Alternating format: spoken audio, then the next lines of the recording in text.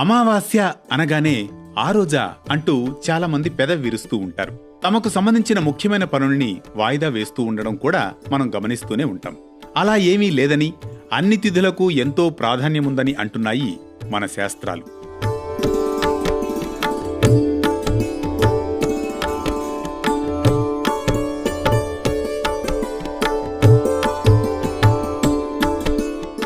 జ్యోతిష శాస్త్రంలోని 5 రకాల తిథులలో చతుర్దశి, అష్టమి, ఏకాదశి, పూర్ణిమ, అమావాస్య పూర్ణ తిథులని, అందులో అమావాస్యకు ఓ ప్రత్యేక స్థానం ఉందని వివరిస్తున్నారు మన పండితులు.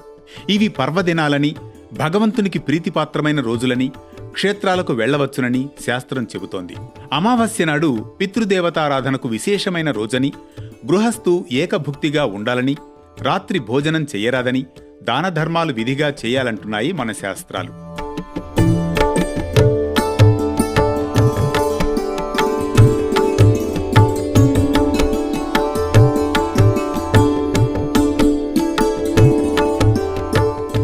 ఏ తిథినాడు ఏ కర్మ చేయాలో మాత్రం పెద్దలు చెప్పి ఉన్నారని, అందులో మోక్షం కావాలంటే అమావాస్య చాలా పవిత్రమైందని, ఇక శ్రేయస్సు కావాలంటే పౌర్ణమి ముఖ్యమైందని వివరిస్తున్నాయి శాస్త్రాలు.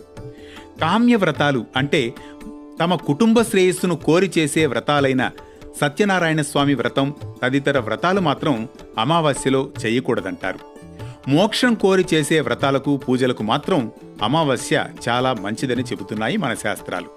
కాకపోతే మరో విషయం, అమావాస్య రోజు కోర్టులో దావా వేసినా, యుద్ధానికి ముహూర్తం పెట్టినా జయం తప్పక సిద్ధిస్తుందంటారు. ఏది ఏమైనా తన శక్తుల్ని పైకి మరింతగా పురోగమించాలనుకునే ఆధ్యాత్మిక సాధకుడికి ఈ అమావాస్య, పౌర్ణమి అనే 2 రోజులు ప్రకృతి ప్రసాదించిన వరంగానే భావించాలంటున్నాయి మన శాస్త్రాలు. ఇది అమావాస్యలో ఉన్న ఆంతర్యం.